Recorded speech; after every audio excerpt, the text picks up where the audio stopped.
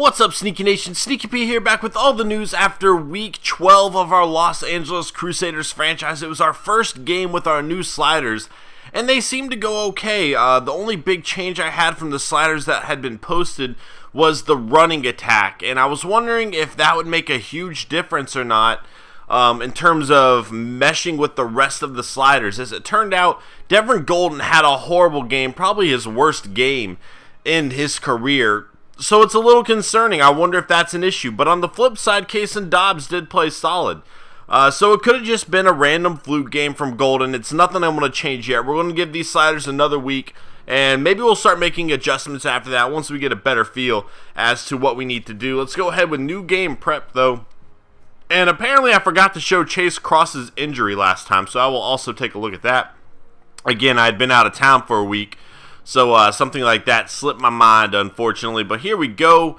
Let's get going. I need to make sure my players are good to get some interceptions. They've really been struggling in that regard lately.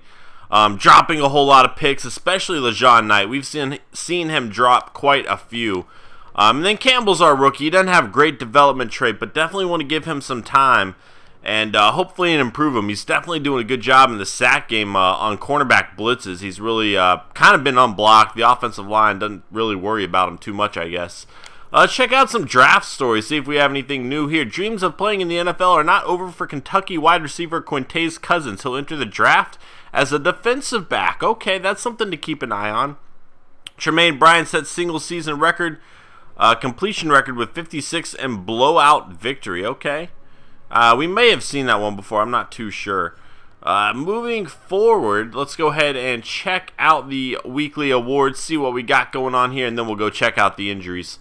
Julio Jones, 9 catches, 202 yards, 2 touchdowns. Freeman, 23 tackles. Wow, and an interception to go with it. Unbelievable. Lawrence Timmons, 15 tackles, 1 sack, 1 interception.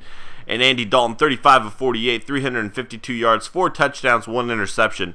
One thing I'm a little bit concerned about with those sliders, something I noticed, was the computer completion percentage was right around 90% again. That's something that we struggled with greatly in the first season, and I made the adjustments to change it. Part of that adjustment led to more sacks, unfortunately. And it's really tough balancing those two things. I need to keep an eye on it. Luckily, they weren't throwing it down the field too much, which could have just been good coverage or something, but they completed most every pass they threw. So it's something to keep an eye on in the next game as well. Injury report, let's see what we got going on here. Hopefully, Chase Cross will be out for 4 weeks. We will have him back for the playoffs, though, and that is what's most important. He was really coming on strong there as well, so it's a big blow. Khalil Mack out 1 more week, but luckily our linebackers have been doing a pretty solid job filling in. Standings-wise, we're still 2 games ahead of the Broncos right now, and the 49ers are the other 10-1 team. Very cool. Let's go ahead and check out our division. So we're doing pretty good. Our offense has really been struggling lately, guys. That is a huge downfall. We had to kick 6 field goals last week. That's a little bit unacceptable. You know, if we're down on that side of the field, we need to get into the end zone more often, and that's not something that just is delegated to the new sliders. That's an issue we've been having all year long. Just struggling to get into the end zone, settling for too many field goals when I don't think we should be. Defensively, we looked pretty solid last week. That game could have been a lot closer. The Texans were very close to scoring another touchdown, but Ofisa Okafor made a huge play and forced a fumble. That being said, it is still something to keep an eye on. The Broncos, again, right behind us. Nothing is set in stone yet. You know, they could easily still win this division. We're going to have to stay on our A game. Let's go ahead and check out the team's schedule here, see who we have coming up. And we're going to have the Giants, the Jets, the Redskins, the Chiefs, and the Dolphins. And again, if you look at these past few games, our offense has really not been doing well. This might be the one exception. I forget. It was a few weeks ago. Okay, our offense did pretty good there with 3 touchdowns, but as you saw, he only threw for 178 yards.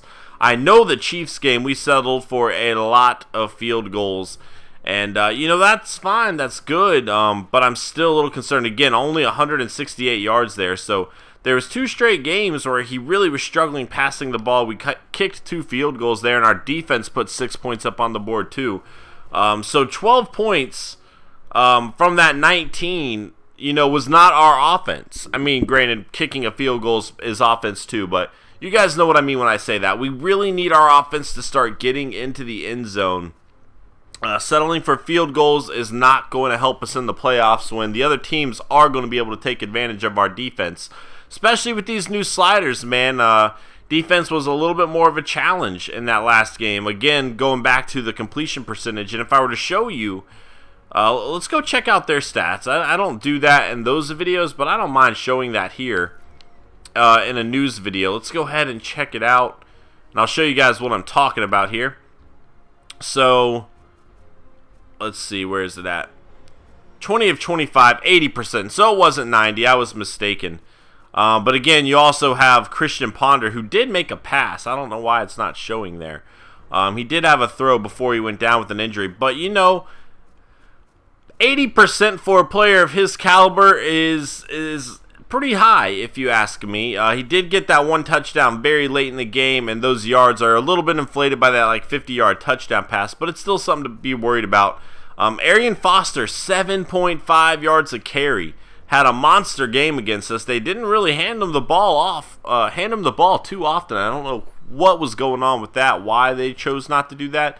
But the running stat, it's definitely going to help with the sliders that we've made. So it's not going to be as easy moving forward, and we are still fighting to win the division. I know we have a 3-game lead on the Broncos right now if you include the tiebreaker.